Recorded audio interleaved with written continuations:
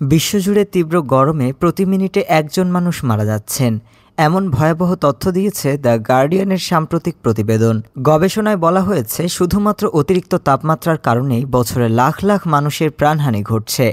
পরিবেশ বিজ্ঞানীদের মতে 2024 সালে বৈশ্বিক গড় তাপমাত্রা 1.5 ডিগ্রি সেলসিয়াস ছাড়িয়েছে, যা প্রাকশিল্প যুগের তুলনায় 1.6 ডিগ্রি বেশি। এর ফলে দ্রুত বেড়েছে সমুদ্রের উষ্ণতা ও প্রাকৃতিক দুর্যোগের মাত্রা। অতিরিক্ত নগরায়ন, বন উজাড় ও জীবাশ্ম জ্বালানির ব্যবহার এই সংকটকে আরও গভীর করেছে।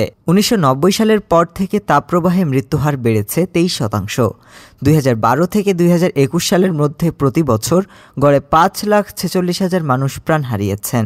সাম্প্রতিক তথ্যে দেখা গেছে, প্রতি মানুষ বছরে গড়ে 19 দিন তীব্র গরমে কাটাচ্ছেন, যা অনেক বেশি প্রাণঘাতী পর্যায়ে পৌঁছায়। উচ্চ তাপমাত্রায় 2024 সালে বিশ্বব্যাপী 639 বিলিয়ন কর্মঘণ্টা নষ্ট হয়েছে, যা স্বল্পোন্নত দেশের জিডিপির প্রায় 6% ক্ষতি করেছে। বিশ্ব আবহাওয়া সংস্থা জানায়, গত এক দশকের মধ্যে 2024 সালই ছিল সবচেয়ে উষ্ণতম বছর। বিশেষজ্ঞদের মতে, এভাবে চলতে থাকলে প্যারিস জলবায়ু চুক্তির লক্ষ্যও অচিরেই ভেঙে পড়বে। ডেস্ক রিপোর্ট, আজ বার্তা।